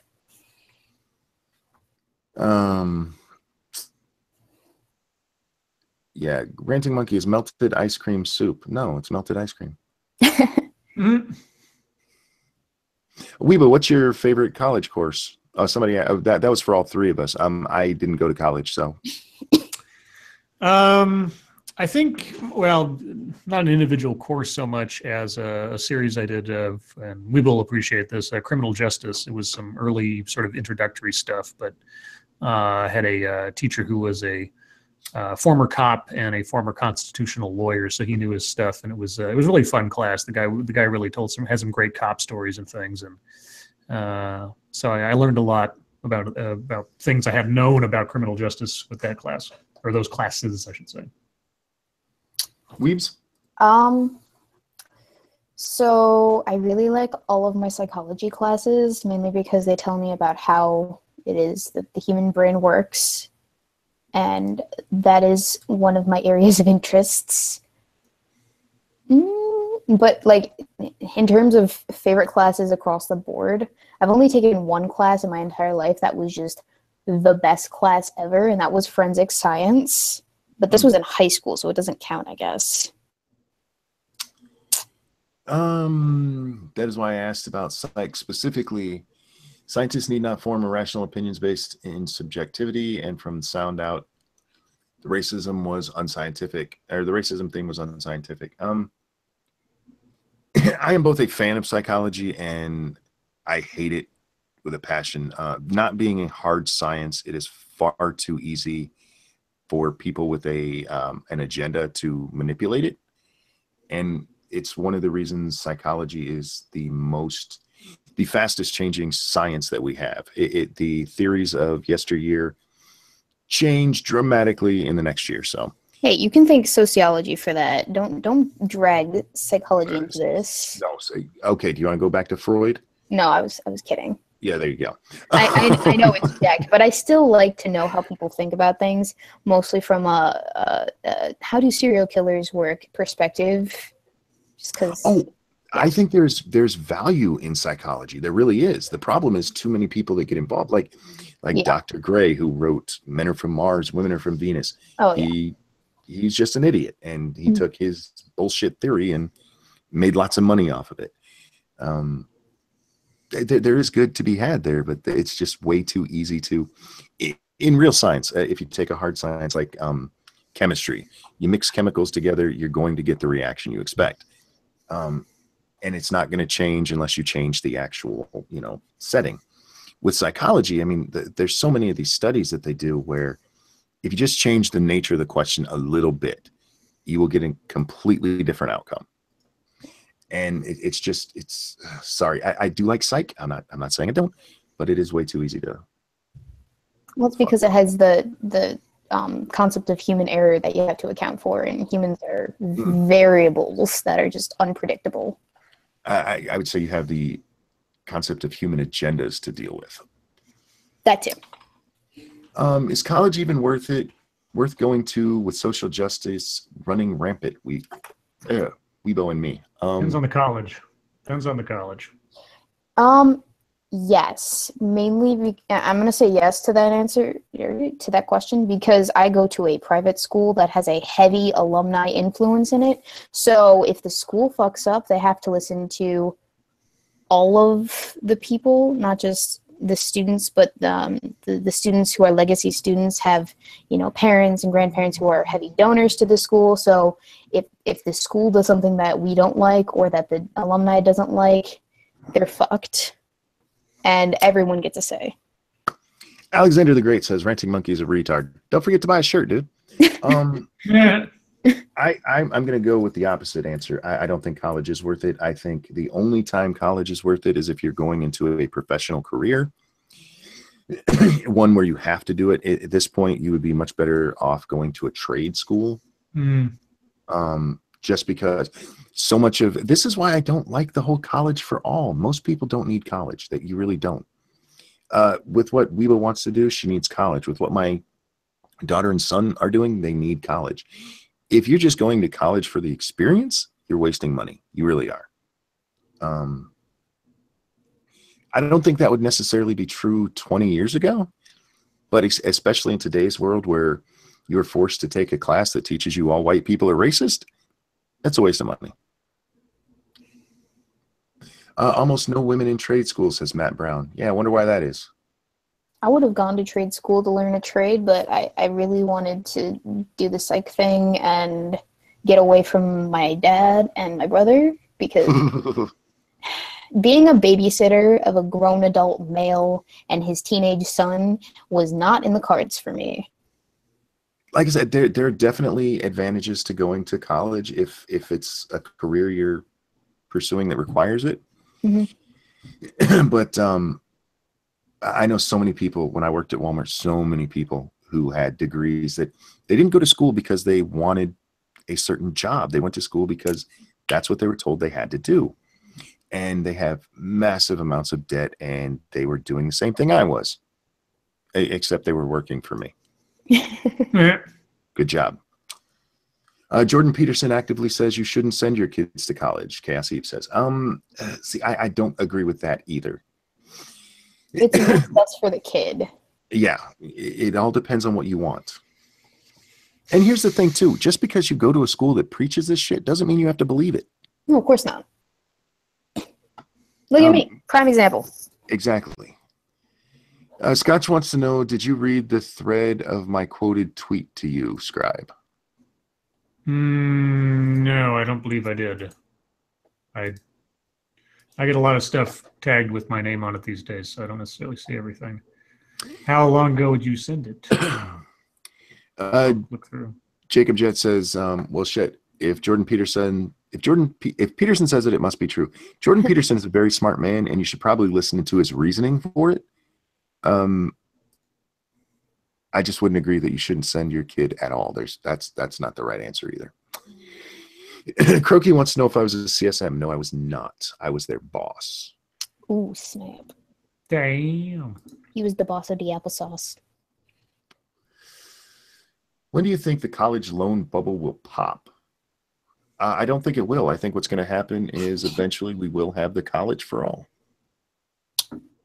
That's going to become a federal debt before too long. I have no idea when it's going to pop. I'm not an economist. And I don't actually have to worry about that problem as much as other kids because I have hella merit scholarship because I was a good student in high school. What up? Good girl. Mm-hmm.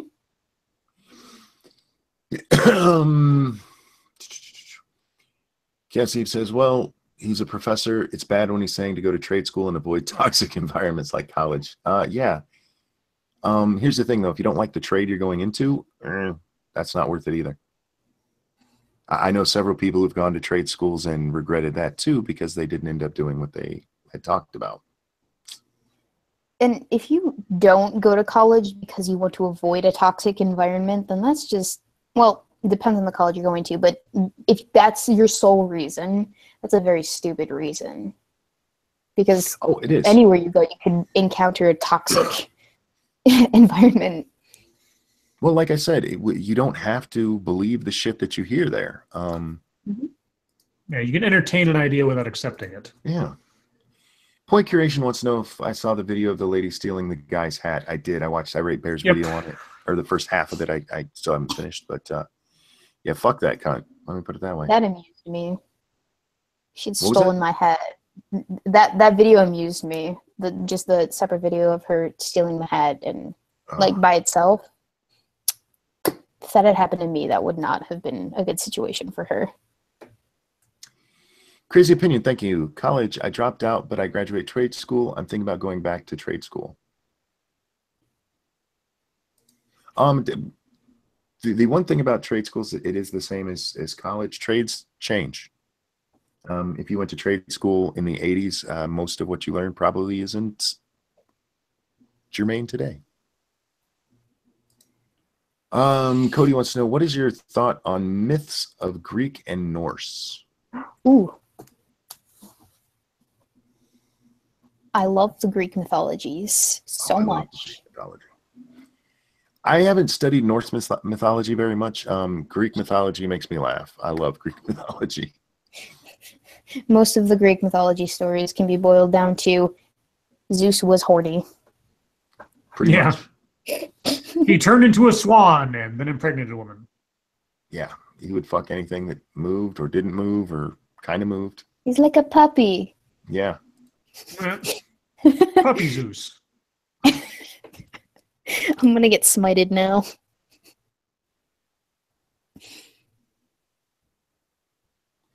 So if you're Papa Monkey, your wife is Mama Monkey, does that make your kid a spider monkey? I know they're just the little monkeys.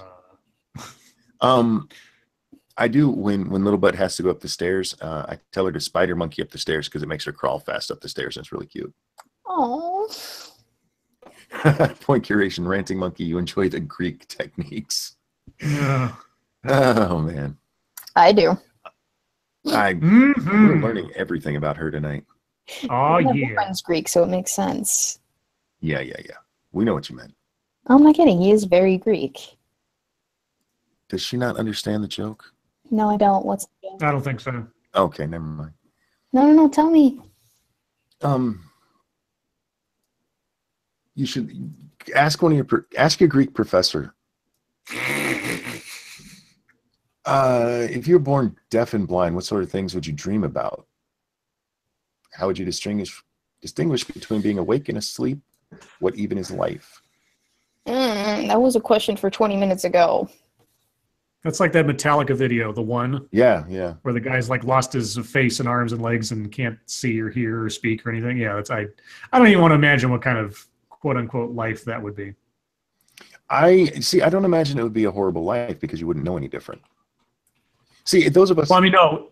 If you'd known what it was like and then lost it all. Sure. But wasn't the question if you were born that way? Oh, okay. No, that's true. Yeah, if you were born that way. Now, if you lost them, that would be devastating. Oh, I'm just reading the chat. Oh. What? Oh, okay. Butt stuff. That's what Greek method means. Yeah. Why would I ask my professor that?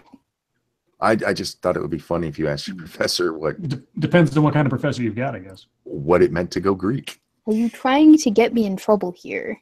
No, I'm trying to help you learn. Yeah. You couldn't tell that to me? I could, but it's not as funny.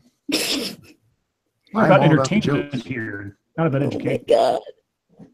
Oh my god.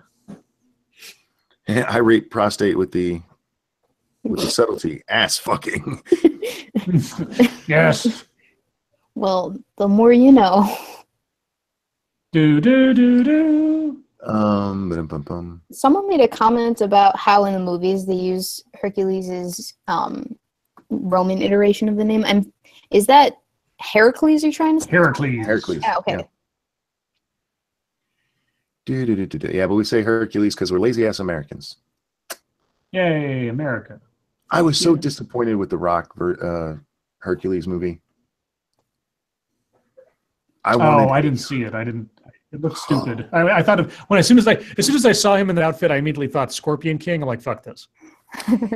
It could have been a great movie. I love the stories of Hercules, and instead of it being him, the legend, it's people who make him the legend. I'm like, that is so gay. No, if you want Hercules, you watch Hercules: The Legendary Journeys, and there you go. Why do writing research essays have to be so annoying? Because they just are. To justify the expense. Yep, that's it. That, and also you got to get a huge wealth of information from different places, depending on what you're researching.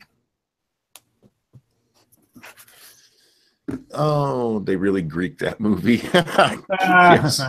What, they right in the ass. The bad part is I still liked it, even though if they wouldn't have named it Hercules, I wish they would stop doing that. Stop taking something that has an origin and a story and using the name and changing the story all around. Remember when they did that with the King Arthur movie? Which King Oh Arthur God. The most The recent latest one with Guy Ritchie that directed it. I still haven't watched that. I watched it over break, and I was not impressed, especially as someone who loves Arthurian lore. It pissed me the fuck off.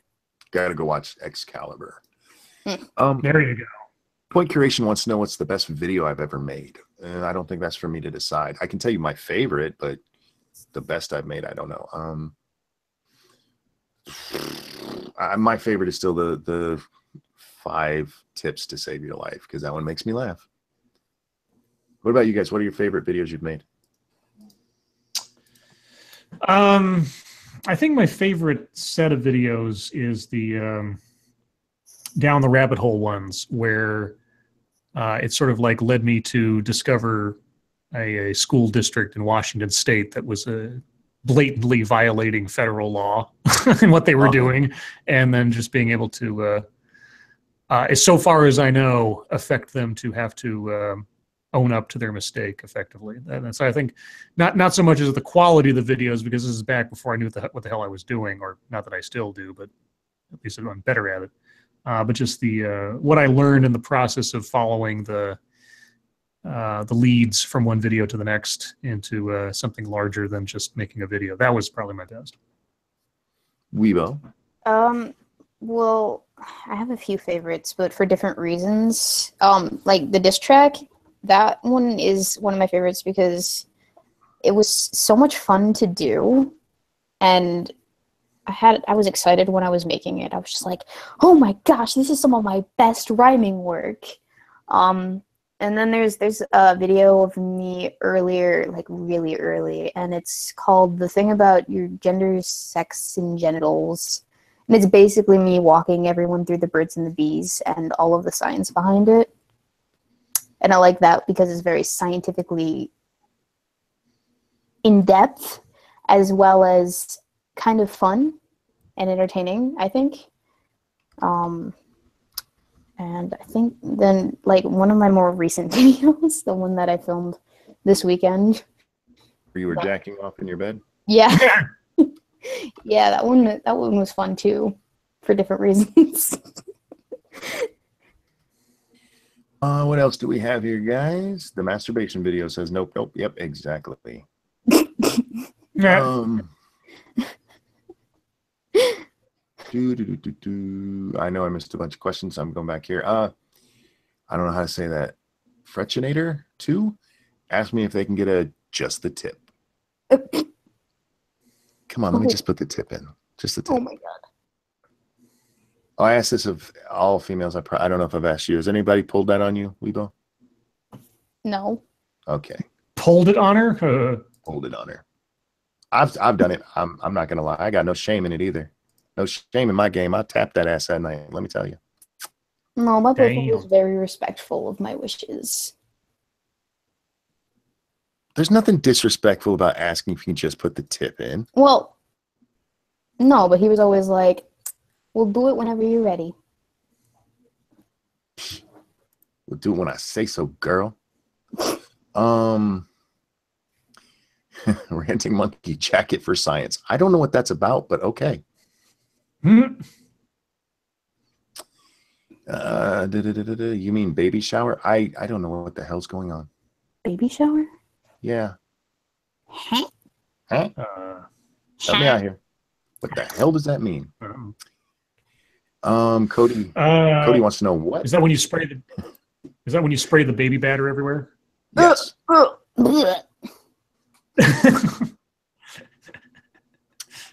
What is your greatest moment in life? Damn. Life. Ooh. Being born. Because without that, I wouldn't have anything else. Oh God, I've done so many great things. No, I've had really. I've had a wonderful life, and there's so many to pick from. I know it's cliche. Birth of my children, birth of my granddaughter. You've had a wonderful life. Are you George Bailey? I am, except for I never got. Mama bell rings and angel gets his wings. Oh my God, she knows what I'm talking about. Yeah. So weird. So weird. Watch that shit every Christmas. Where was the worst place you fapped? You don't want to know that answer. By the way, I hate the word fapped. It's so lazy. Call it what it is. It's beaten off. It's spanking you monkey.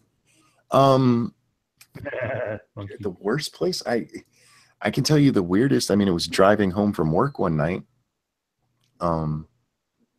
I guess the worst would be anywhere you get caught. I mean, how's that? Have you seen the movie Flatliners? Of course. Not the new one, the actual one that's worth seeing. I have not seen that yet. Yeah, okay. Don't see the new one. Bobby Bob says, okay, where was the worst place you beat off?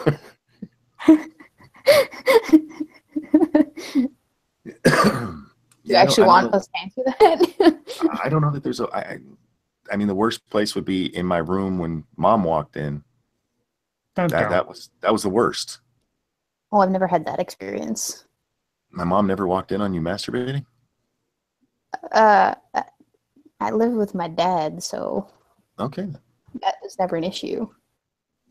He actively avoided that whole birds and the bees shit and avoided that just like the plague. Irate Prostate says, back that up, monkey. Driving home? Yep, driving home. And I've done it twice, so. Oh, you can't wait to just get to the house?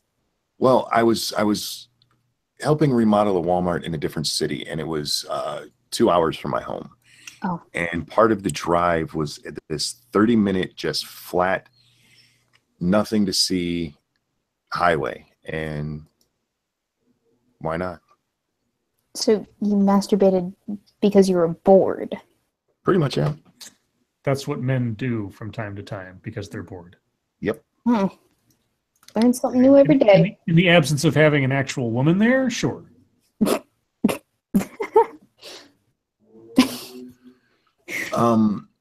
Angela says, double click my mouse in an empty tutoring room on campus. No, I did not get caught. Well, good for you. Double clicked your mouse. I like that. It's code, don't you know? 5 minutes left, guys. If you've asked a question that I've missed, feel free to re-ask it. I will do my best to catch them this time. It's the final countdown. Don't you two start again.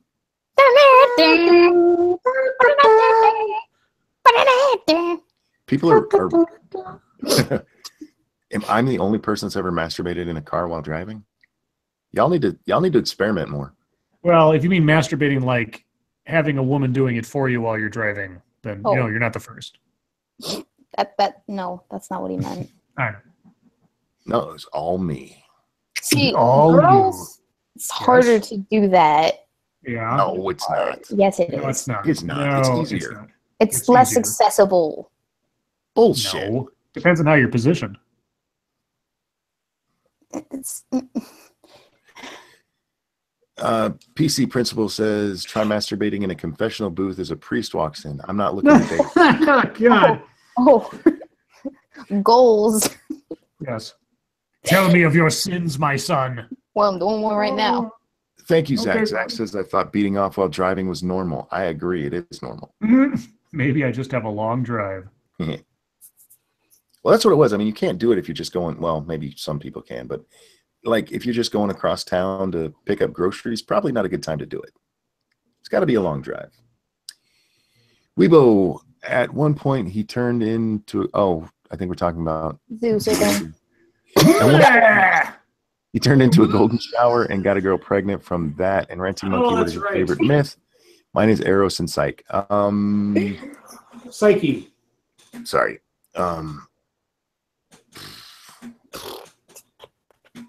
I don't know. Probably the birth of Athena.